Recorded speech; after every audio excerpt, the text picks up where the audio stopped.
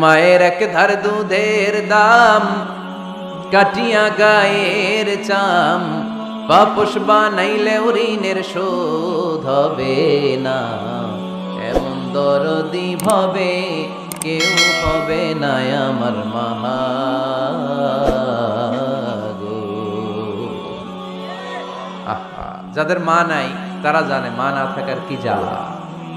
যাদের বাবা নাই তারা জানে বাবা না থাকার কি জ্বালা। এখন ঘরে ঝগড়া করেন, এখন ভাল লাগে না আব্বা আম্মারে। এখন আব্বা এই ভুল ধরে, আম্মা এইটা বলে, এখন অনেক অসহ্য লাগে। তো যেদিন চলে যাবে ওই দিন বুঝতে পারবেন মাথার উপর থেকে ছাতাটা নাই হয়ে গেছে, বটবৃক্ষটা চলে গিয়েছে, আর উপদেশ দেওয়ার মতো কেউ নাই, কাছে আগলে রাখার মতো কেউ নাই।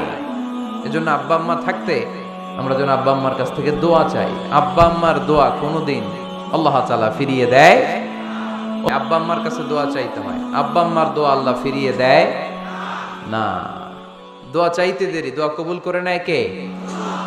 আমরা আব্বা আম্মারে রেখে দিয়ে অমুক দরবারে যাই, অমুক দরবারে যে দোয়া চাই।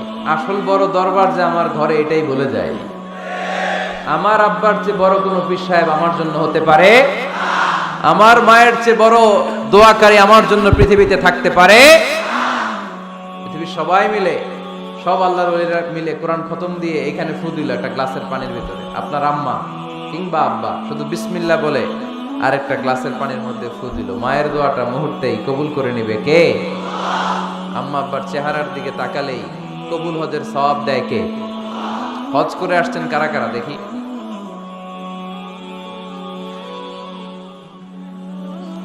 অনেক হাজি সাহেবান আছে, মাশাআল্লাহ, হাত নামান। এই যে 3 লক্ষ 4 লক্ষ টাকা খরচ করে হজ করে আসলেন, আপনার হজটা আল্লাহর কাছে গ্র্যান্টেড, কবুল হয়েছে। এরকম কবুল হয়েছে এই মর্মে হাত তুলতে পারবেন কে কে দেখি? হুজুর আমি নিশ্চিত আমারটা কবুল হয়েছে। নাই, কারণ কবুল করার মালিক কে? আমরা কামনা করি সব হাজি সাহেবদের হজ কবুল হোক। আমিও হজ করেছি 2018 সালে। আমরা কামনা করি আমাদের হজ উমরাগুলো কবুল হোক, কিন্তু হাত তুলে বলা যাবে না হুজুর আমারটা কবুল হইছেই, বলা যাবে? হইতেও পারে, নাও হইতে পারে। হাজি সাহেব লেখার জন্য, আল হাজ লাগানোর জন্য অনেকে যায়, আছে না নাই? তাওয়াফুল ওয়াদা একটা তাওয়াফ আছে, বিদায়ী তাওয়াফ। কি তাওয়াফ?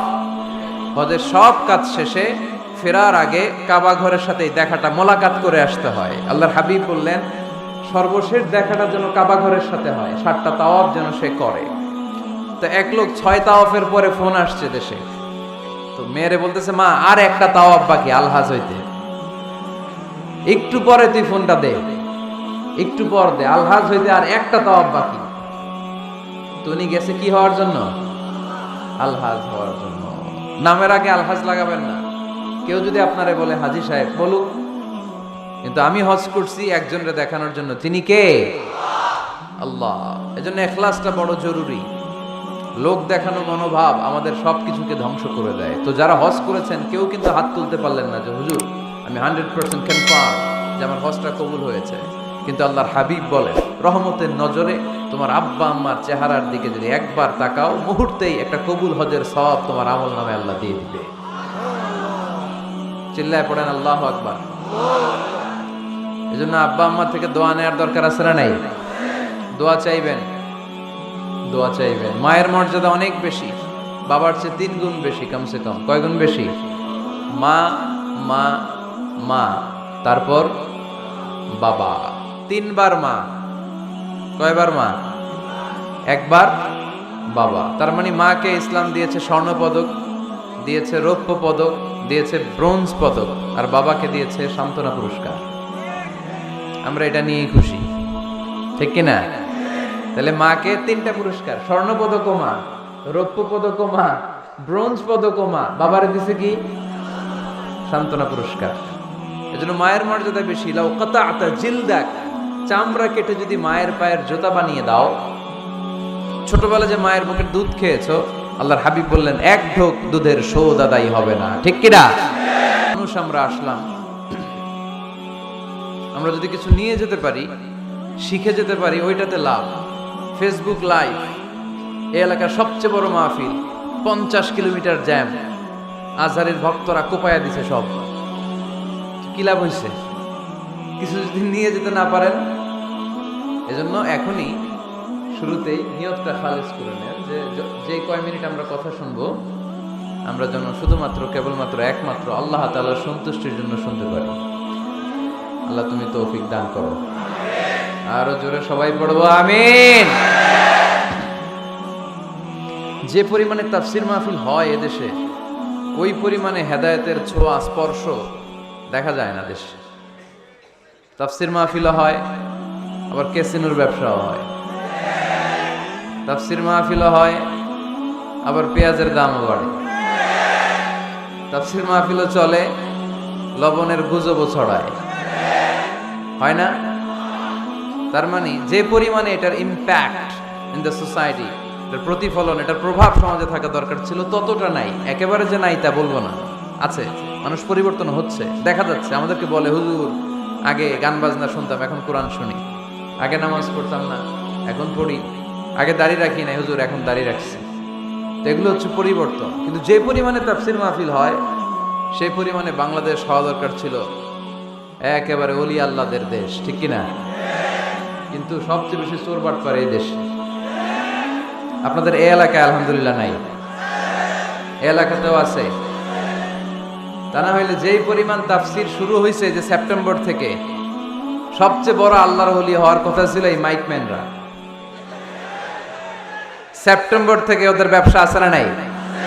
কিন্তু দেখা যায় অধিকাংশ মাইকম্যান নামাজই পড়ে না। আপনাদের আজকেরটা ও পড়ে, আজকের মাইকম্যান পড়ে আলহামদুলিল্লাহ, বেশিরভাগ পড়ে না। মিডিয়াওয়ালাদের কি অবস্থা জানি না, কি অবস্থা? নামাজ টামাজ পড়ো তোমরা? হ্যাঁ পড়ো, নামাজ পড়বা, নামাজগুলো পড়ো। শুধু তোমরা, ও আবার কমিটিরও ছাড়বে না এরা। কমিটির যারা আছেন আপনারাও নামাজ পড়বেন। শুধু বছরে একটা মাহফিল করে দিলেই দায় সারা সব আদায় হয়ে যায় না, ঠিক কিনা? আমরা সব সময় ইসলামের পক্ষে, আমরা সব সময় কোরআনের পক্ষে, আমরা সব সময় আল্লাহর হাবিবের পক্ষে, ঠিক কিনা?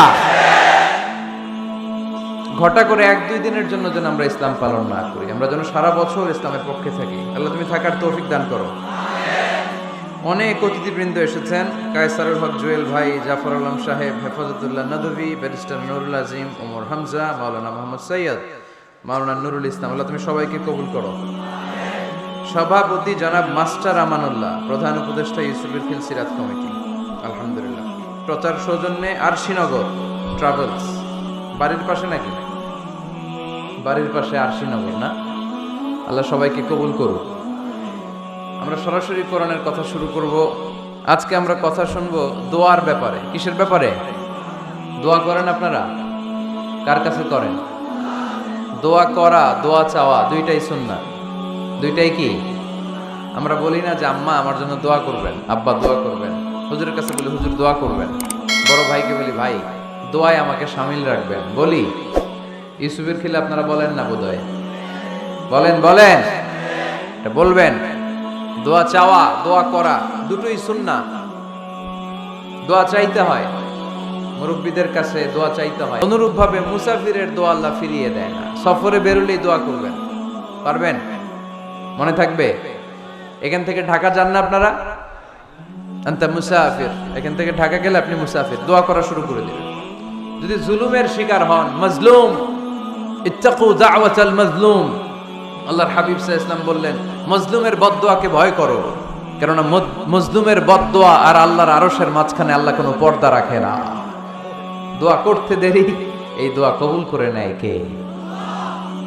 মজলুমের দোয়া আল্লাহ তাআলা কবুল করে।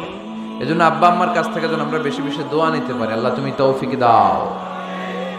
দোয়া চাওয়াও সুন্নাহ, দোয়া করাও সুন্নাহ। বুঝতে পেরেছেন? দোয়া নিজের জন্যও করবেন, অন্যের জন্যও করবেন। রাজি আছেন তো? অনেকে বলে হুজুর আমার দোয়া আমি করব, আমি আরেকজনের জন্য করব কেন? ওনারটা উনি করুক, আমারটা আমি করি, এরকম কথা আছে না? নাই না, অন্যের জন্য দোয়া করবেন, এতে লাভ আছে। আপনি যখন কারোর জন্য দোয়া করেন, ফেরেশতারা আল্লাহর কাছে দোয়া করতে থাকে, আল্লাহ যেই দোয়া সে তার ভাইয়ের জন্য করলো, আগে দোয়াটা তার নিজের জন্য কবুল করে নাও। মা মিন মুসলিম ইয়াদউ লি আখিহিল মুসলিম বিযাহরিল গায়ব ইল্লা ক্বালাল মালাক ওয়ালা কাবিমিসলিন। ফেরেশতারা বলে ওয়ালাকা বিমিসলি, আপনি দোয়া করলেন আল্লাহ আমার এই ভাইটার টাকা পয়সা নাই, তুমি তারে ধনী বানায় দাও। ফেরেশতারা তখন বলে ওয়ালাকা বিমিসলি, মানে আল্লাহ যিনি দোয়া করতেছে আগে তারে ধনী বানিয়ে দাও। সুবহানাল্লাহ কইতে পারলেন না? আরো জোরে বলেন সুবহানাল্লাহ। একখানা ডর করি কও বাজি সুবহানাল্লাহ। এবার বেড়ে গেছে আওয়াজ। একখানা ডর করি হও না বাজি, এইটা বললে কক্সবাজারের বাইরে বলতে পারে। ডর করি কইতে হবে বড় বড় করে। আপনার ভাই অসুস্থ, আপনি দোয়া করলেন আল্লাহ আমার ভাইটা অসুস্থ, তারে তুমি সুস্থ করে দাও। ফেরেশতারা বলে ওয়ালাকা বিমিসলিন, মানে আল্লাহ যিনি দোয়া করতেছে তার কোনো রোগ বালাই থাকলে আগে তারে সুস্থ করে দাও। তো এজন্য অন্যের জন্য দোয়ার দরকার আছে না নাই? আল্লাহর হাবিব সাল্লাল্লাহু আলাইহি ওয়াসাল্লাম বললেন দোয়া মুখুল ইবাদা, দোয়া হচ্ছে ইবাদতের নির্যাস।